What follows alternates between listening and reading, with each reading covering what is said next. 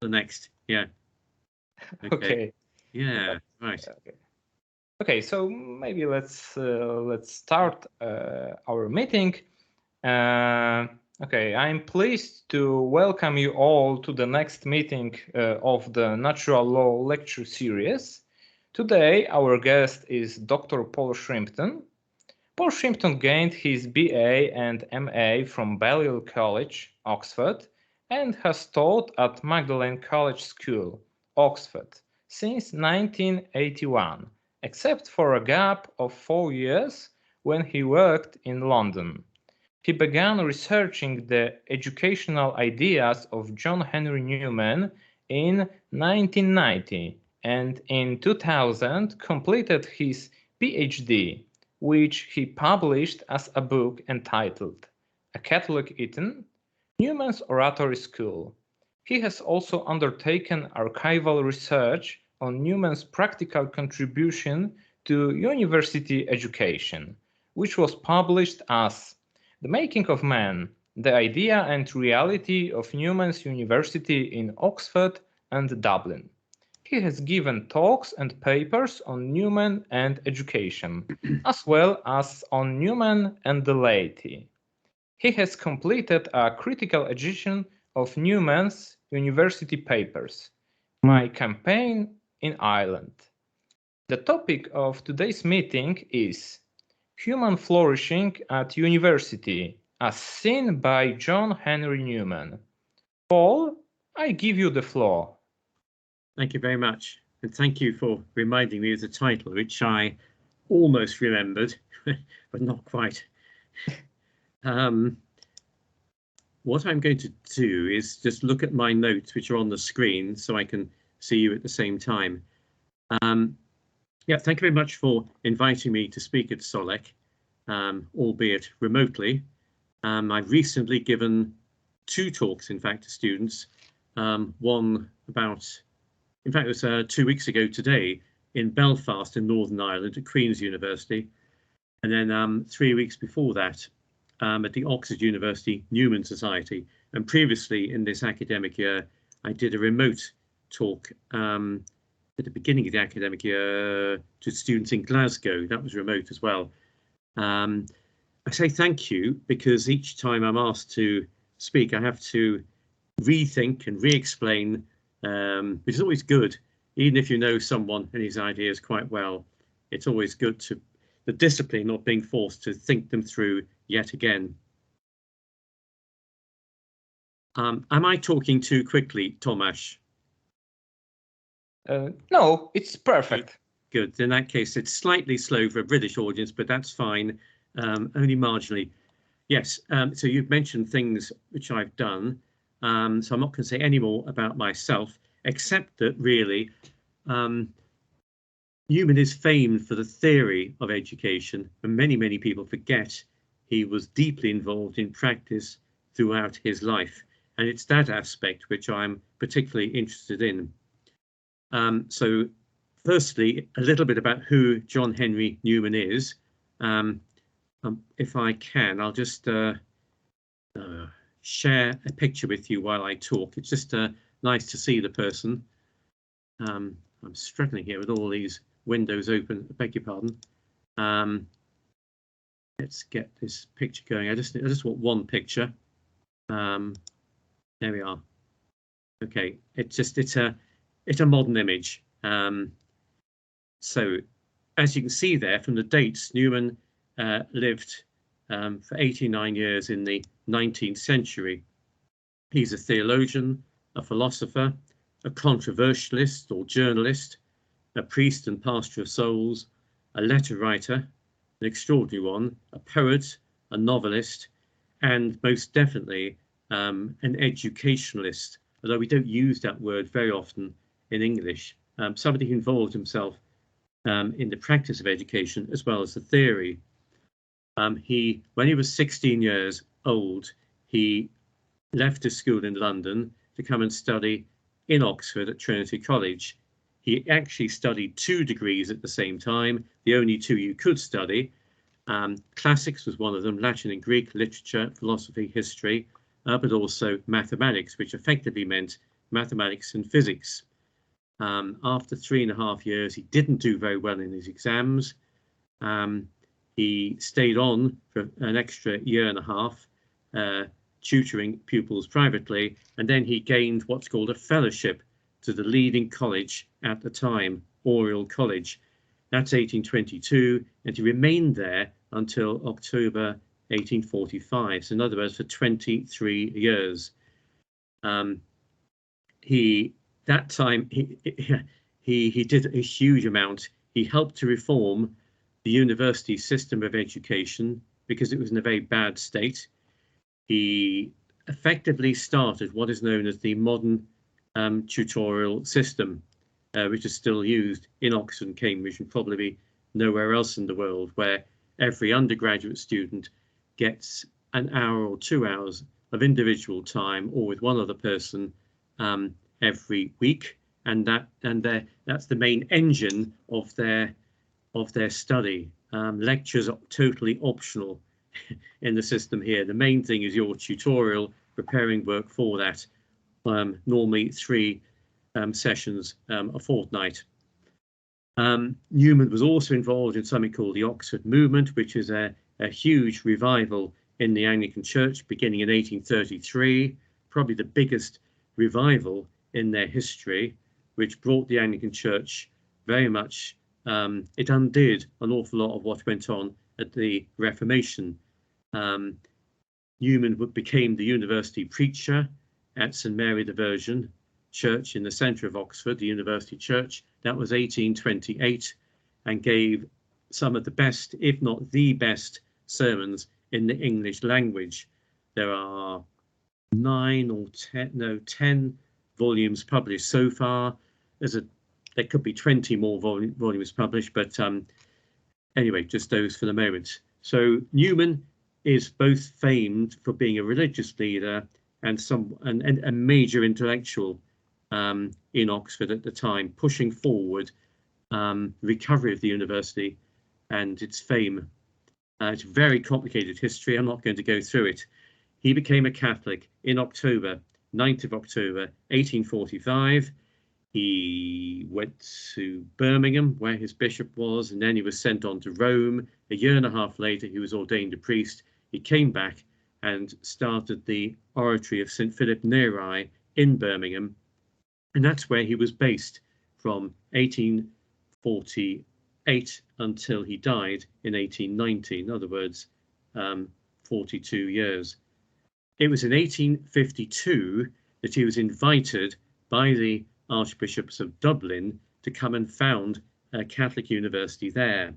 Ireland had never had a Catholic university, and apart from Trinity College Dublin, founded at the end of the 16th century, which was for very, very Protestant, the British government had just started in 1845. They'd opened up universities of no denomination at all in 3 Irish cities, in Belfast, Galway and Cork.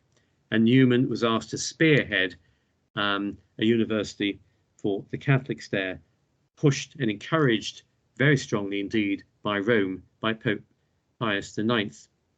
So Newman has this amazing opportunity. It's 3 years before the university starts. He single-handedly sets up this university. Every single aspect of it was arranged by him, the curriculum, the sort of nature of discipline, what they would teach, who would teach. He selected them from the English-speaking world. He was pioneering in terms of new areas for subjects. So he sent people to Italy, France and Germany to see how science was taught. He recruited engineers from Portugal and England. Every aspect apart from the raising of funds and of course the selection of pupils. So this is Newman in practice. In 1852 though, 2 years before the university opened, he was asked to give some lectures explaining to sort of set the ground for this new university. And he prepared 10 lectures or discourses, and this is his main claim to fame. 20 years later, they were published in that year individually and as a collection, but 20 years later, in 1873, they were published as the first half of a book called The Idea of a University. Now, this volume, it's a difficult read, is Newman's main claim to fame. It is probably the most influential book, certainly in English language, possibly in all languages, on the nature and purpose of university education. Many books dealing with the controversy of where we're going with universities now start with, by quoting that. Just getting rid of the picture there. So it has been used a huge amount. But the problem is it doesn't really give Newman's full idea about the university. But looking at my notes here, yes, exactly 10 years ago, one of the leading academics in Cambridge, the leading man of the left, in fact, Professor of Intellectual History, Stephen Collini, wrote a book called What Are Universities For? And the main man in this is John Henry Newman. So even though Collini is not in any way religious, from what we know of him, no one has spoken about education as well as John Henry Newman. And other people have praised Newman to the heights. People that you might know, there would certainly include Alistair MacIntyre, and especially in his book God, Philosophy and Universities. That was released in 2009. That's 13 years ago. The main two things in this book are, firstly, taking on the fallacy of excluding a particular subject area. The British government had set up the Queen's Colleges on the principle of University College London in 1826.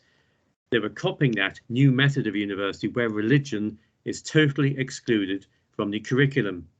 And Newman spent the first 4 lectures pulling apart this idea. Now, although his people don't talk in the same way about that, it's extremely useful series of arguments, because actually you could apply the argument for removing any key subject area to all the other subjects. If any other key discipline of knowledge is removed, it distorts the whole. I'll come back to that in a moment.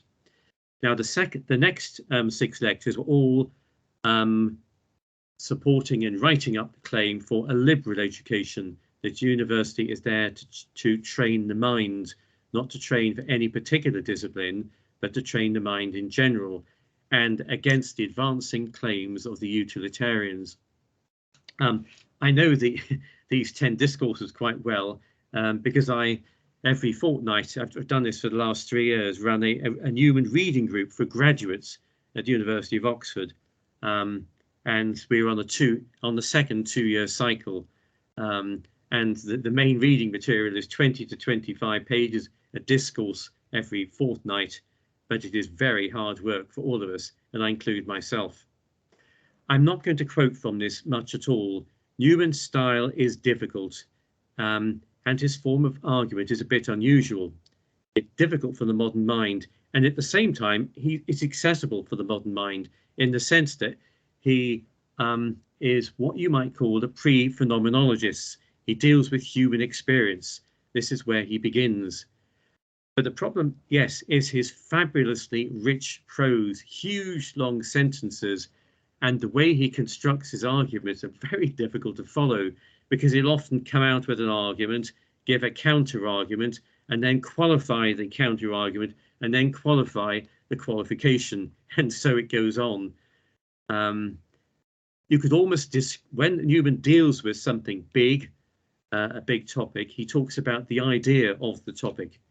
So his way of dealing with the university is, and any other big area, is just to not to give a definition, a watertight single sentence which summarizes everything, but to give images of it, from the left, from the right, from the front, from the back, from the top, from the bottom.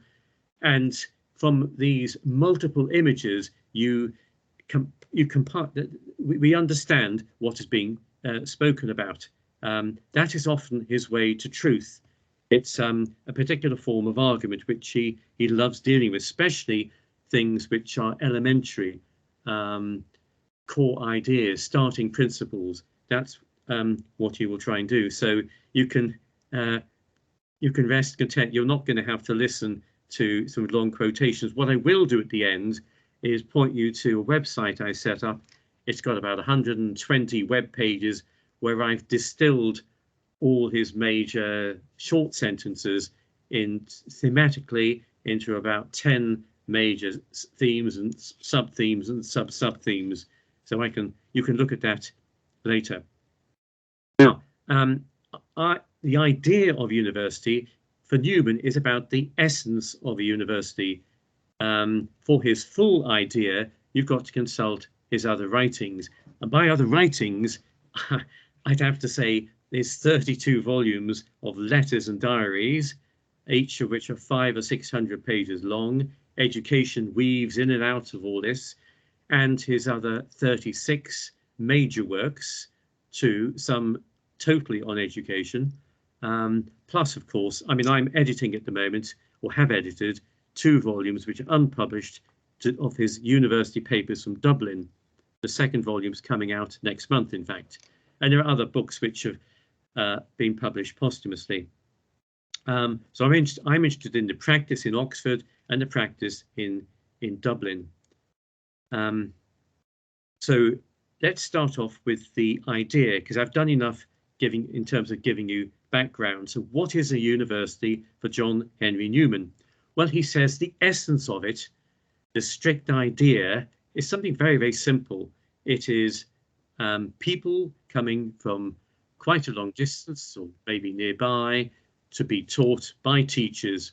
And the idea is you don't exclude, in principle, any large body of knowledge. That is his summary, very short summary of what a university is about. But you can get it even shorter. It is a place where ultimately people are taught to think. In the preface to the idea, he makes a very strong claim. A university is not principally a place for research, it's a place for teaching. And he's been very heavily criticized for saying that over the decades. But in the last 2 decades, people have begun to realize the research element has just dominated, often at the expense of teaching. And in fact, people are appointed at university for this secondary role of researching. So Newman said very, very clearly, the university is not for extending the boundaries of knowledge, not for research. It's essentially for the people coming. It's for the students themselves to be trained to think. It's not even training them to think for any, not preparing them for any particular profession, although he did allow at his university people to train for law and for medicine and for engineering, but he first wanted them to go through a course of liberal arts. He also says in the idea, and this might be very surprising for someone who's a Catholic priest, who's now a saint, who was made a cardinal at the end of his life, he says a university is not for making people virtuous. He says knowledge is one thing, virtue is another. But this is in terms of the essence of a university. In fact, he was involved in a controversy in 1841 when he was at Oxford, and somebody called Peel, Sir John Peel, who had been Prime Minister and was to become Prime Minister at the end of 1841, but he opened a reading room, a very large reading room in Birmingham, the second biggest city in England. And in the opening speech, which all the newspapers carried, he proclaimed that the way to make the country more virtuous, more moral, was simply by giving people more access to knowledge. And in 6 letters to the Times, and these are very long letters actually, Newman simply pulverized, he utterly ridiculed the idea that knowledge alone could make people virtuous. But this was the beginning of a whole movement of the de-Christianization of England and the States and the rest of Western Europe, where people like Peel, but it was others coming after him. Matthew Arnold is probably the most famous person in England who thought of culture replacing religion. Now, you might think the claim by Newman, who was founding a Catholic university after all, to the clergy and the laity in Dublin, that the Catholic university is not to make people virtuous, in the strict sense, you might find it a very strange claim, but Newman does this sort of thing. It's partly rhetorical. Essentially, he says a Catholic hospital is not to make people, it is not there to strengthen people in being good Catholic Christians. It's to help them get better, to recover their health. And the same with the Catholic University, it's to help people to think. What then, you might say, does help people to be better Christians, to be better Catholics? And he would say, that's all to do with the totally flourishing state of a university. So he's applying Aristotelian concepts to the university. The essence is one thing, the primary task, but for the fullness of life, its fully flourishing state. So he applies that not to an individual, but the whole idea of university. For that to happen, yes, it's all the ancillary things. And he says the church uses other parts of the university to ensure it's leavened by Christianity. So typically, it could be to have a university church, a Catholic centre where things are going on, or collegiate houses, which is what he set up in Dublin, where you have a tension between university and college. The university's got one function, the college another. The university has the professors who lecture, the colleges where people live residentially, in Newman's idea, is where the tutors are based. People are taught their faith in university, but they live their faith in much smaller units. And he wanted these units in Dublin to be up to 20 people in size, where people will live in small collegiate houses, each of which would have a dean, a chaplain, 2 tutors, and a small chapel as well, where they would have daily mass. Now that, you might think, very few universities in the world can do that sort of thing, but it can be adapted in all sorts of ways. Now, I'm switching now to key ideas. I'm going to go through maybe 8, 10, 12. Let's see how we get on.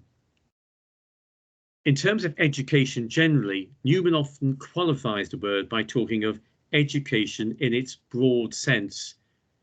By that, it took me a while to realise what he meant. He talks of formal education at a university or school being classes or lectures, seminars, laboratory sessions. By semi-formal, he would mean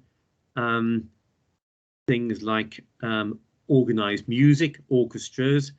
If it's acting, we're talking about plays. If it's sport, it's team sport. So all those things he would regard as semi-formal aspects of education, and the totally informal is just the conversations that people have over lunch, over a cup of tea or coffee, or maybe at other social events in the evening, parties and so on. Now, the first, this is a very short quotation. I'll just read it rather than put it up. But Newman says, wherever students are gathered, they are sure to learn from one another, even if there be no one to teach them. The conversation of all is a series of lectures to each, and they gain for themselves new ideas and views, fresh matters of thought, and distinct principles for judging and acting day by day.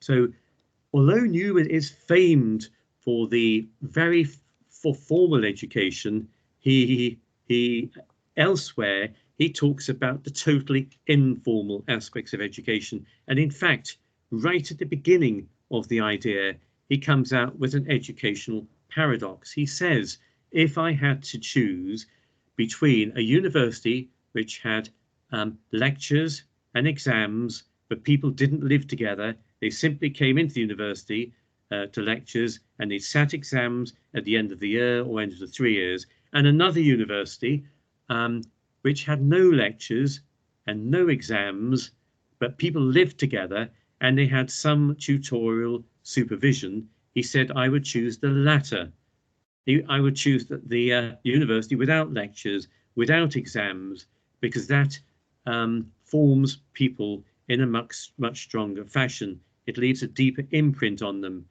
and in many ways prepares them better for the world. He adds, as a caveat, of course, it might be that the latter, you can be formed badly or deformed. So it doesn't necessarily mean a morally better education, but it would be a stronger education. So he placed huge emphasis on the residential aspect of university. And of course, you can imagine he would not be very happy with online lectures. Another view, he was very keen that whatever anyone was studying, whatever discipline, that they at university, that they emerge, that they finish with a connected view of all the areas of knowledge. Now, this sounds a little bit like wanting the best of both worlds, depth in one particular subject and a complete generalist view, knowing a little bit about everything. And to some extent, that's true. But what Newman meant when he talked about having a joined up or connected view was knowing a little bit about all the different disciplines, knowing all the major subject areas, the fact that each appreciating that everything has got its own methods, its own starting points, its own forms of argumentation, its own ways of reaching the truth. And one of the reasons for that is that we all have a tendency to focus on our own particular area, our own patch, and to think this covers everything. The methods we use in our subject area work for everything else. They don't. We're kept from extravagance if we know a bit about everything else. Also, very importantly, we're able to relate disciplines to each other and somehow to realize it's all part of, he talked of a circle of knowledge, another way, which he didn't talk about this expression, but a jigsaw. So as a Christian thinker, and the fact that everything is created by a single God, things do relate. There's an underlying relatedness between everything. It also helps us not to be dismissive of the way other subjects reach the truth. And to give an example, if you think of anyone studying economics at university, and maybe the London School of Economics would be a particular case where it's almost entirely people doing social sciences, but mainly economics. Newman would be extremely unhappy with that. They call themselves a university, but Newman would really question that, because part of the purpose of being at university is you should have all the major subject areas around you. A person who only meets with other economists, who reads The Economist, who has effectively economics for breakfast, lunch and dinner, his or her universe shrinks down to just that one discipline of economics. Another reason Newman's very against that is the subject will then trespass. It'll go into other areas and use incorrect methods to reach truth. And Newman describes this wonderfully with the subject of theology, but it can be applied to everything. In fact, he gives examples where you move psychology from a university and other areas come and trespass in, and they make a mess of the situation. I'll hazard a second attempt here at sharing. This is a slightly longer quote, but only very, very slightly, and just changes the process. Now, what am I doing? Oh, here we go. So this is it's not very long. It occurs in the idea. So yeah, the great moral I would press upon you is this: that in learning to write Latin, as in all learning, you must not trust to books, but only make use of them, not hang like a dead weight upon your teacher, but catch some of his life. Handle what is given to you, not as a formula, but as a pattern to copy, and as capital to improve. Throw yourself, heart and mind, in what you are about, and thus unite the separate advantages of being tutored and of being self-taught. Self-taught, yet without oddities, and tutorized, yet without conventionalities. That's a very old-fashioned expression, that one. But this is quite typical of the way Newman approached things, that he would see opposites. So on the one hand, you've got the type of student who learns from books only, and the others who just go to lectures and take notes. And Newman wants those two to be held in tension. That is absolutely typical of him, holding two opposites. And you could apply that to the business of online lecturing, but maybe we come back to that later. But he would, I think, want people to I don't think he'd be totally unhappy with online lecturing, but I think essentially he would only want a small amount of that, but he would want it counterbalanced. So for Newman, it's all about holding opposites in tension, creative tension. Another key thinking of his is his idea of education and so many things is highly relational. I cannot underestimate the emphasis he places on personal influence. In fact, when he became a cardinal, quite famously, he took on this motto, cor ad cor loquitur, heart speaks to heart. It's not his, it comes from Francis de Sales. But actually, the expressions mind speaks to mind, heart speaking to heart, person to person, these phrases occur over 30 or 40 years in Newman's writings, sermons, letters, articles in newspapers, books. For him, the action of mind on mind, personality on personality is just critical, was at the heart. It was the engine of education. Personal influence is what gives any system its dynamism. He also applied it to other areas too, in a very famous lecture, a heavyweight lecture. Well, it was a sermon, but it was about an hour and a half long. These were heavily academic sermons. Newman talked about personal influence being at the very heart of the Oxford movement, this Christian revival of the Anglican Church. And he actually went on to say that the great movements, like, for example, St. Dominic's, the crusade against the Albigensians, wasn't successful primarily because of the argument given so much as simply the personal influence, the sanctity, the holiness of a particular individual. So he applied that to a Christian context as well as an educational one too. So personal influence, and it's partly because Newman had been so influenced his own career by other people, particular conversations, help in different ways, were just massively helpful for him. So here are two quotes. An academical system without the personal influence of teachers upon pupils is an Arctic winter. It will create an icebound, petrified, cast iron university and nothing else.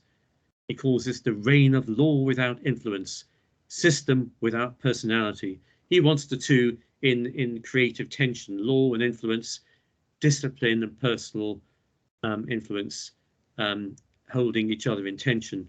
And this is from his famous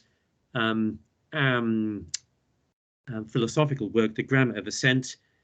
Persons influence us, voices melt us, looks subdue us, deeds inflame us. Many a man will live and die upon a dogma. No man will be a martyr for a conclusion. That's more the sense that theology, academic, notional knowledge of religion doesn't affect in the same way that real knowledge of theology, which he would call religious knowledge, does affect. He's also talking about arguments too, but that's very, very heavily Newmanian. Right, I'm just right, I've managed to get two screens going. Right, so I'm just shutting that one down and just coming towards the end now of my main ideas. So yes, what would he have to say about distance learning? Well, he'd be very suspicious of it. For him, Newman, you've really got to be with your teachers. You don't catch the life of learning. It's the nuances, the inflections of voice. It's the gestures, the body language, there's all sorts of extra things there when you turn up to a lecture in person, quite apart from the fact that you are walking with other students and then talking with them, hopefully going back and going over the things. So there's so much there. I've got 3 or 4 things left to say, and then I'll close. Amazingly, he talks also another invisible teacher in any long-standing university. Newman gives the name of genius loci, spirit of the place. And by this, he means the ethical atmosphere. This is an invisible teacher. It's the tradition of the place. And no one person is superior to this genius loci, the spirit of the place. This is a major educator at every old institute of education, every institution. And one of the things he wanted to do in starting up university in Dublin is to create this, to grow from scratch, from seed, this atmosphere, which is very, very hard, because this carries on the teaching from generation to generation. And by generation, I'm probably meaning 4 years. What students do at one moment, they pass on to other people. Right.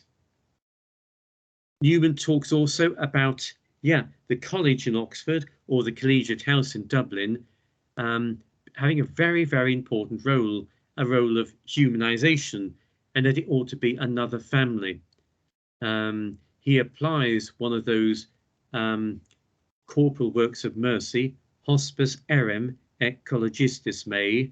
I was a guest and you took me in. That appears on the front page of the Idea of University, and I'm the only one to write this.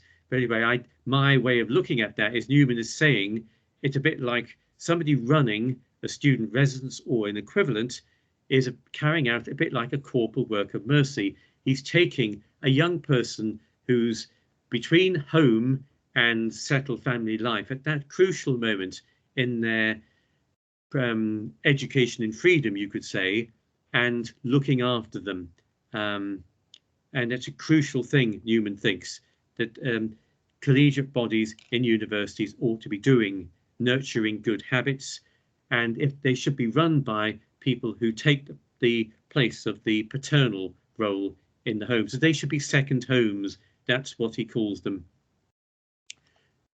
Newman is extremely keen on people not just studying, but doing other things. In his second year, Newman entered university competitions for prose, for poetry. He started the second ever student magazine in Oxford.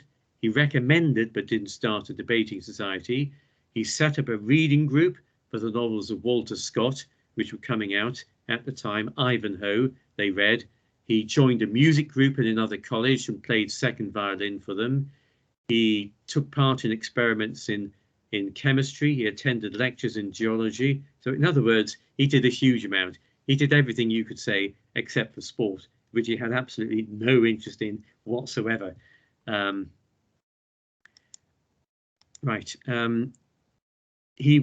When he went to Dublin, interestingly, he realized that the Irish situation was most people lived at home or lived with friends. There wasn't the tradition, as in Oxford and Cambridge, of people living in cottages. So he had to adapt his plan. And what he did with the 4 collegiate houses he set up, he wanted everyone who, if they were living with relatives or their parents or with friends in Dublin, he wanted them to turn up at the collegiate house for mass in the morning before breakfast, then attend lectures, and to stay there until the early evening. And that was the way he thought to fill out the social, the moral, the intellectual formation which was being given. Finally, I did pick a big quote, but I was not going. In the end, I decided not to read it. Intellectual virtue is a theme running right throughout the idea, and Newman paints this picture better than anyone else in the English language. But it's a noble pagan, you could say. It's an education without grace, without Christianity. And Newman talks about all these wonderful, wonderful characteristics of getting on with other people, and the ability to listen to their arguments, not to interrupt them, to enter into their mindset, to be patient and courteous with them, at some occasions to put up with people who talk too much, to be a good listener, to be graceful. All those things are on the natural level. And Newman says, he does say, these are wonderful, but at the same time, they're nothing compared to the formation which we can achieve on the supernatural plane. But it's because he works so much on the natural plane that people of no religion or other religions apart from Christianity appreciate Newman's ideas. So that in particular is what the idea is very strong on. I think I'll stop there because I've been talking for 40 minutes. Tomasz, that's probably enough, isn't it? Yes. Okay. I think it's quite enough. I mean, thank you for your brilliant lecture. I mean, I was personally intrigued, fascinated by words about personal influence of the teacher, and by the fact that how Cardinal Newman tried to adapt to Irish circumstances, Irish environment, and okay, and I would like to start the discussion. So, who would like to ask the first question?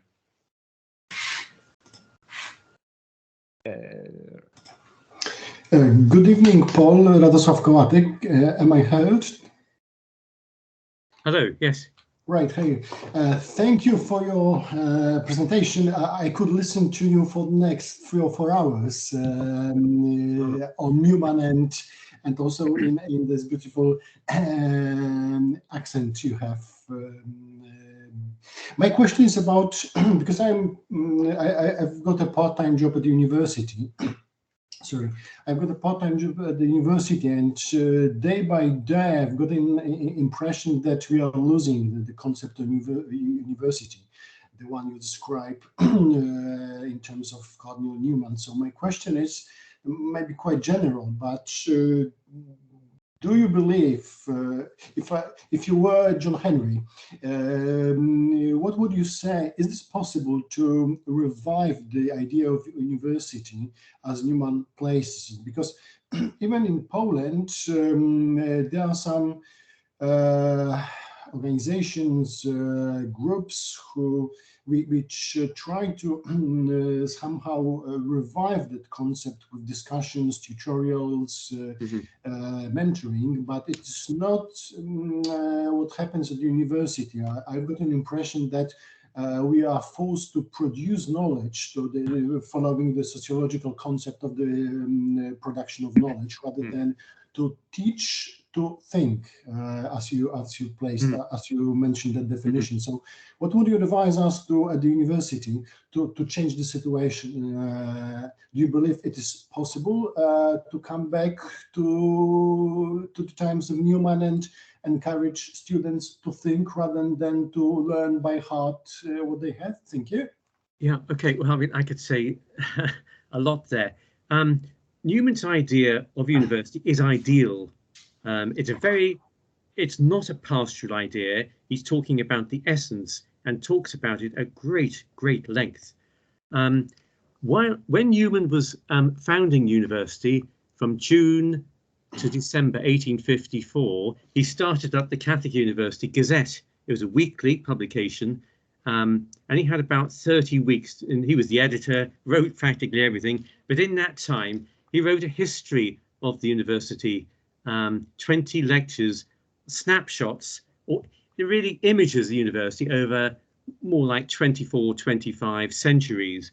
And in these essays, starting off at Athens, they form part of a book. It's the major part of Historical Sketches, Volume 3, The Rise and Progress of Universities, very long, complicated titles. But in this, he talks about the living idea of university at different stages of the development of Western civilization. It's very interesting because he talks about how some things improve, come to the fore and grow, and other things collapse.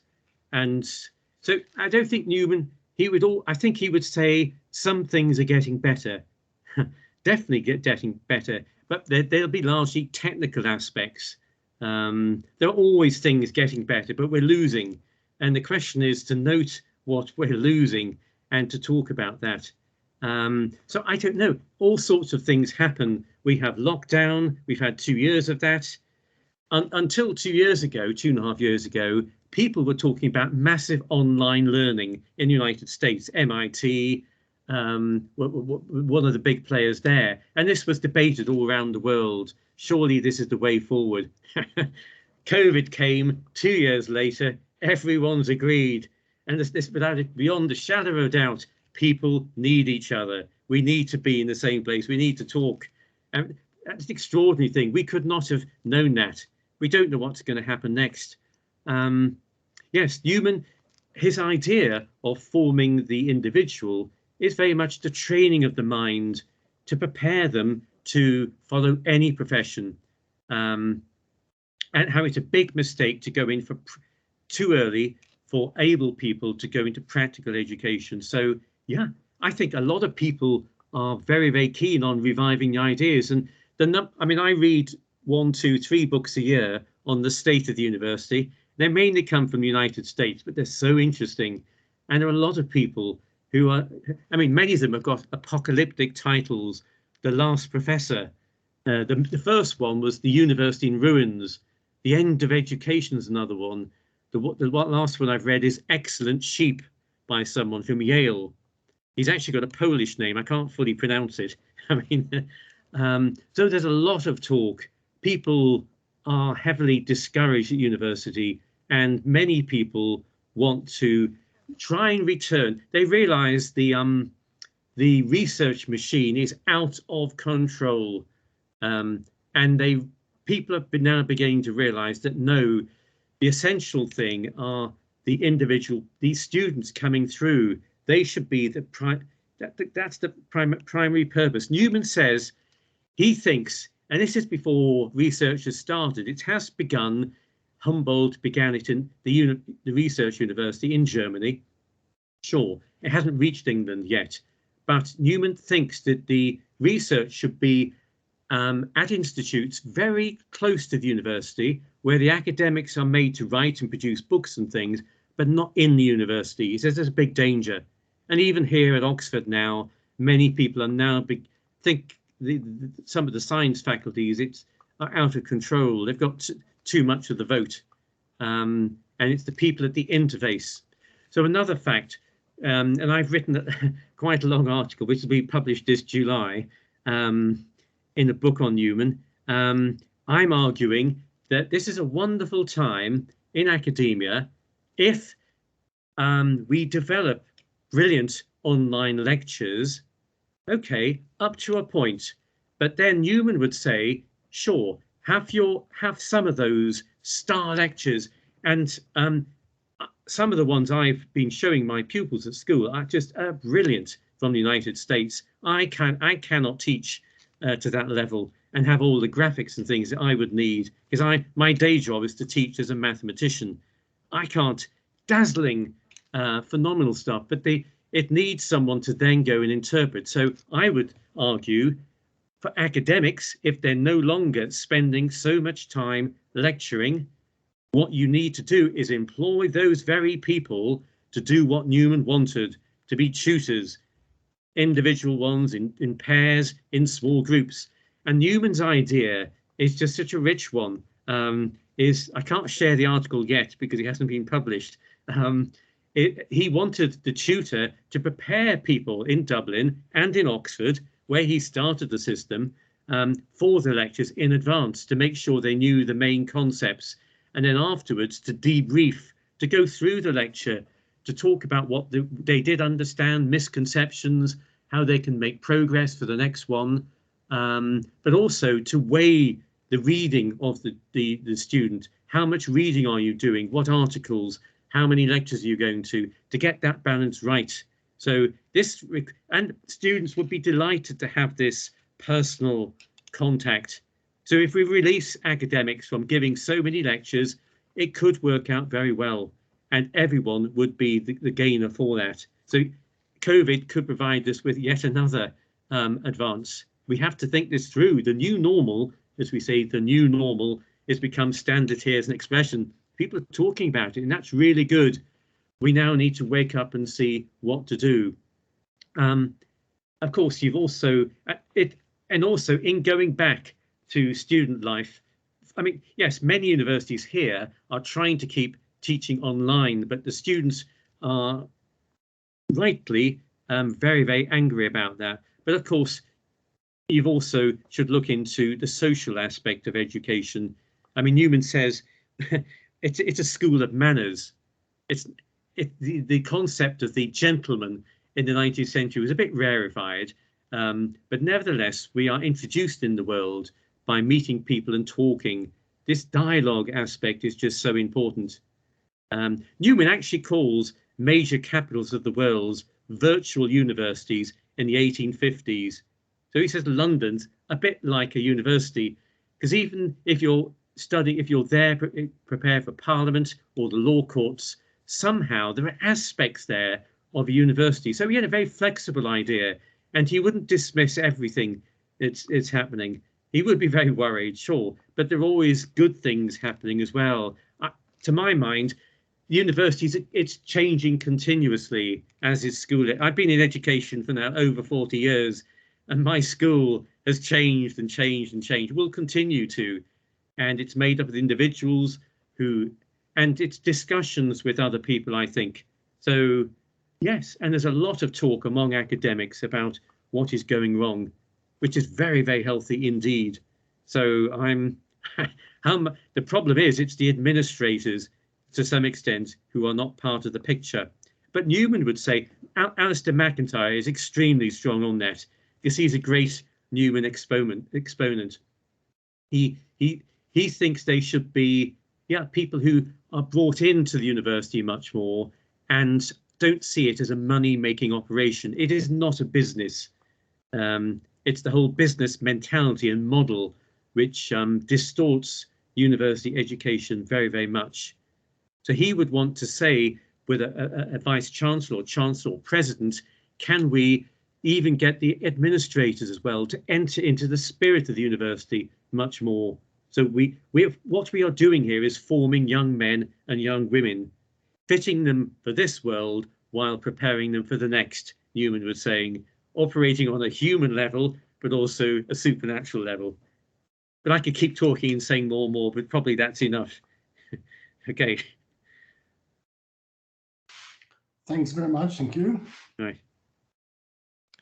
Thank you very much, Paul. So who would like to ask next question?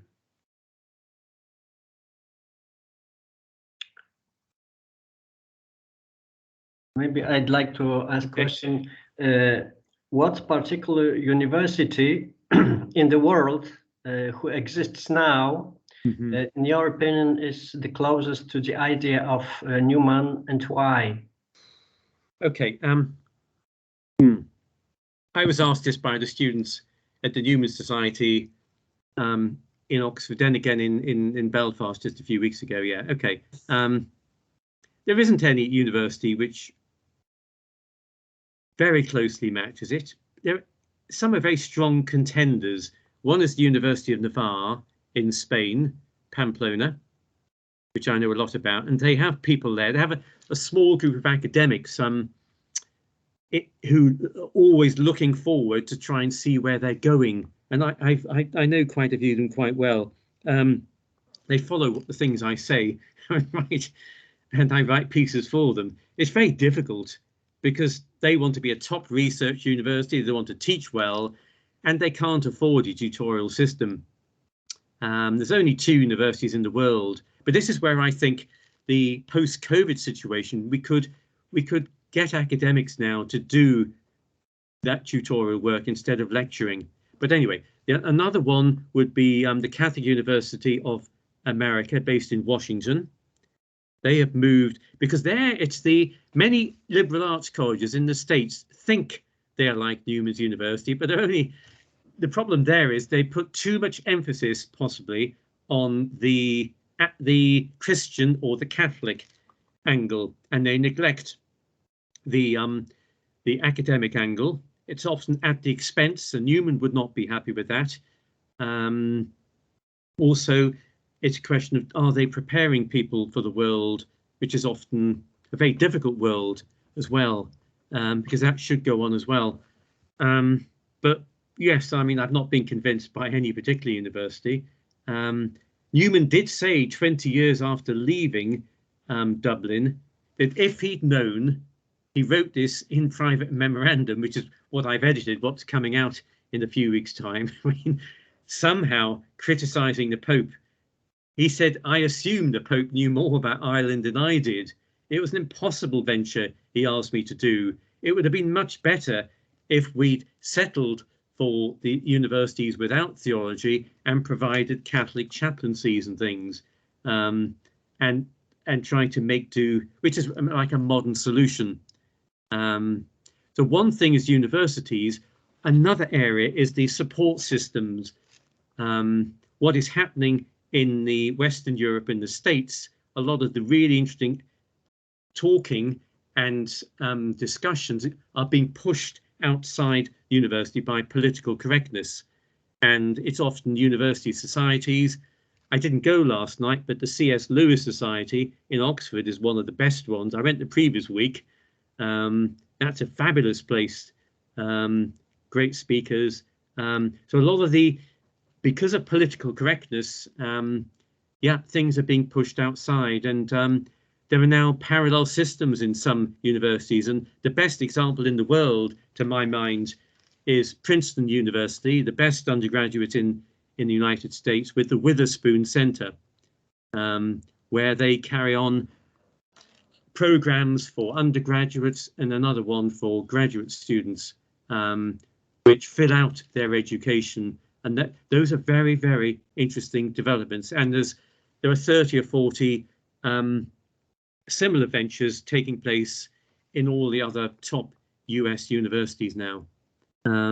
So there are people compensating for the lack of a genuine education given in the official university.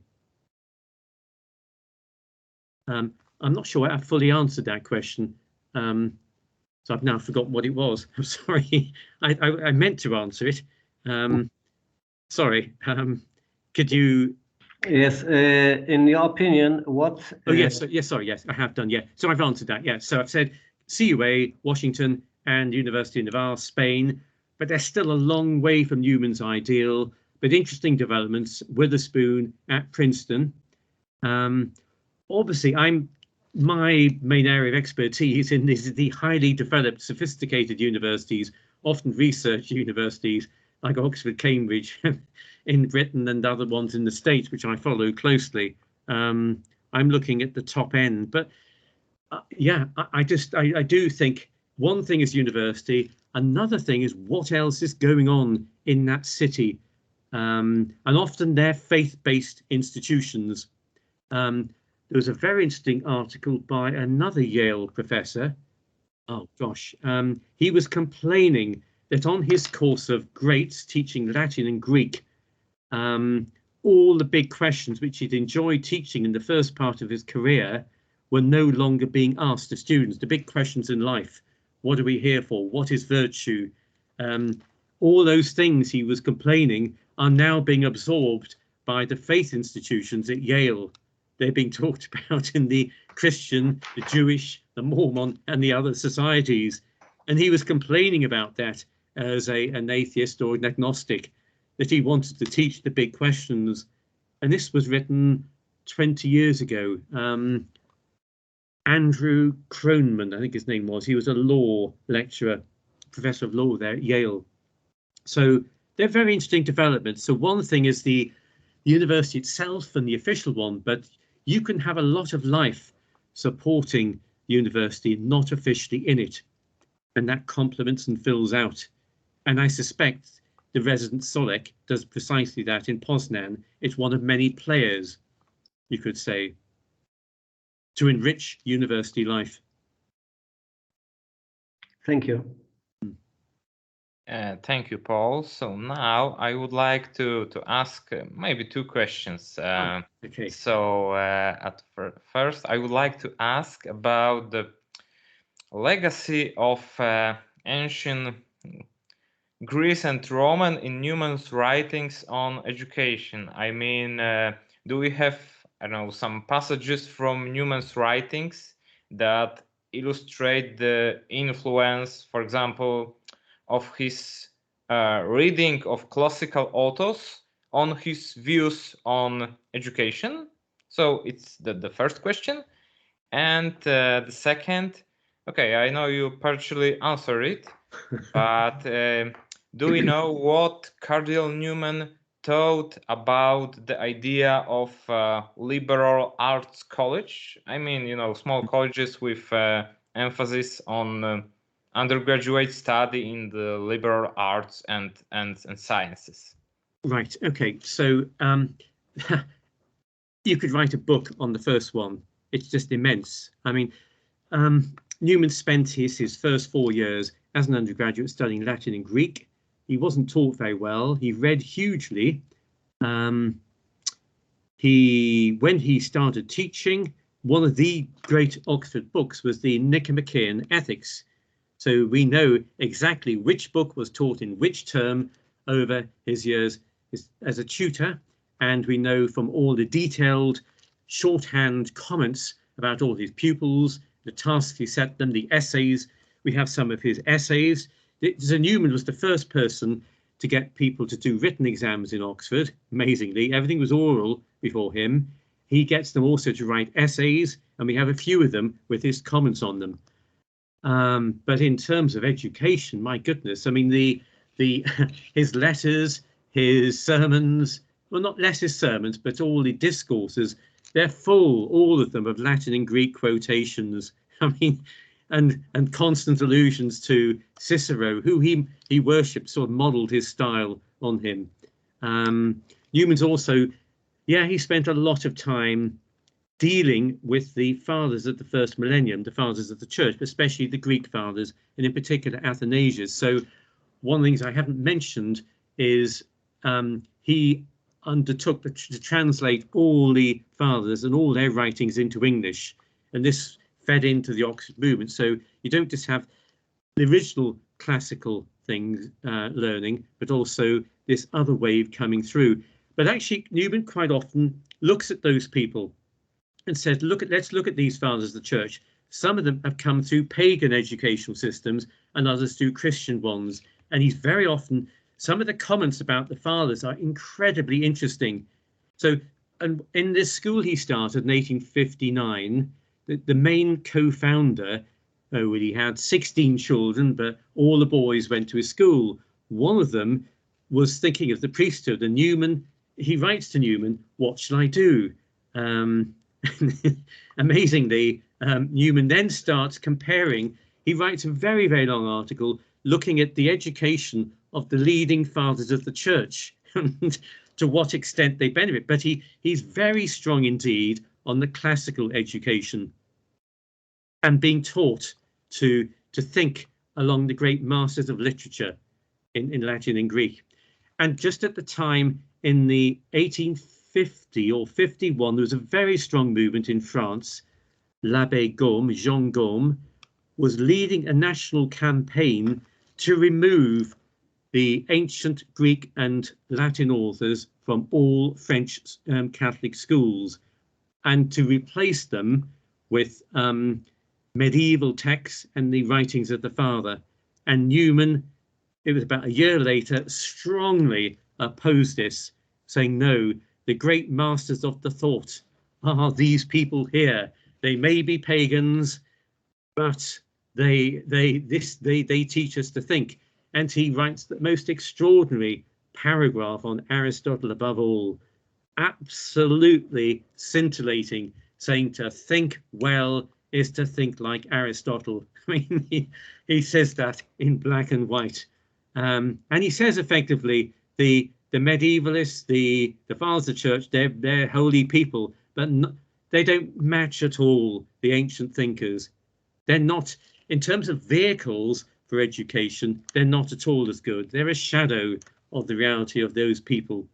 So he even wanted Gibbon and Macaulay, the great 18th and 19th century historians who were fiercely anti-Catholic and anti-Christian, he wanted them on the syllabus, and he had to get permission to do that because he felt, well, these people are breathing fire against the Catholic Church, but they write so beautifully and so well that we have to learn from them. Of course, with lectures and tutors who can interpret and explain the Catholic point of view. And his bishop, the Archbishop of Birmingham, was very happy for him to do that. So, oh yes, right, that's the first of the two things. And the other one was going back to liberal arts colleges. Yes. Newman's University, strangely, involved science, engineering. The most successful faculty was the medical one, believe it or not. So when the university was, it sort of disintegrated. There were too many problems, but it was pieced together in 1909 to form what's now the second biggest university in Ireland, UCD, University College Dublin. There was his university college. There was the society, the debating society he set up, which is still going. It's nationally known. And then there was the medical school, which was by then the biggest in Ireland of the six. So, no, he felt this was the way we're going. So he wanted people, he was preparing people at university for the army, the military exams, to be military engineers and things like that. So he was very, but that's because he had to. So he was looking at all the changes in legislation in the 1850s to do with the army and the civil service, and trying to adapt the education given in Dublin to fit this, to enable people to, because part of the reason for the university was the process of Catholic emancipation, to get Catholics back into the mainstream of British society by training them up for these posts, because they've been excluded for 3.5 centuries. So that was a very strong driver of what was going on. It was a local problem, you could say, confined, well, but it also applied to other countries where Catholics were second or third class citizens. Yes, it's a difficult one, that, Tomasz, because many people claim Newman, but everyone wants a piece of Newman. They're all, whether you're on the theological left or the right, whether you're liberal arts or research university, everyone quotes them in favour of themselves. And if you look carefully, Newman holds everything in tension. It's never a simple answer. It's not just two things. He holds it's all. He has an extraordinary ability in everything he does to have all the major ideas on the topic held in tension with each other, which means it's very difficult to convey his thinking simply, and you have to quote from him and quote at length to convey that. But it's a rich idea he has on things, but that's really good. Yeah. What I typed in to the chat bar is my website. Okay, it's simply 120 pages, broken down into maybe 50 categories. You may be interested to sort of see that, because it's trying to get a flavour of Newman's thinking in many different areas. Okay, and thank you very much for your brilliant answer. And we surely check your website, and I suppose it's very interesting. Would anyone ask the next question?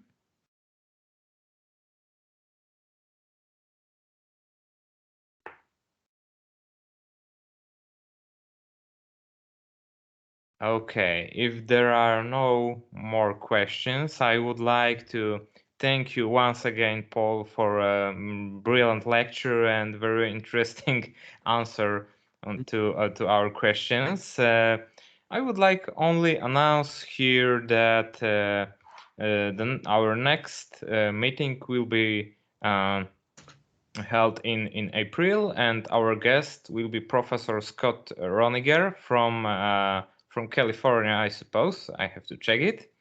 So, Paul, thank you very much, and thank you all for being here. Great. Thank you very much. All the best, everyone, and good luck with the with all the refugees. The whole world is looking at Poland and neighbouring countries to the Ukraine. No, it's an extraordinary situation we're in, and you are at the very front of that. So yeah, we've just talked a moment ago about the world of education being a little bit fluid in terms of what's going on, but politically, geopolitically, it's extraordinary. Economically, military wise. So yeah, we live in difficult times. Interesting times, yeah. So and no, it's great for, I think, for going back to principles and thinking things through things very clearly and trying to, yeah.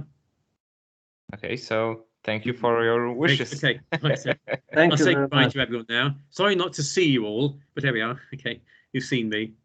Good night. Good night. Thank you and bye.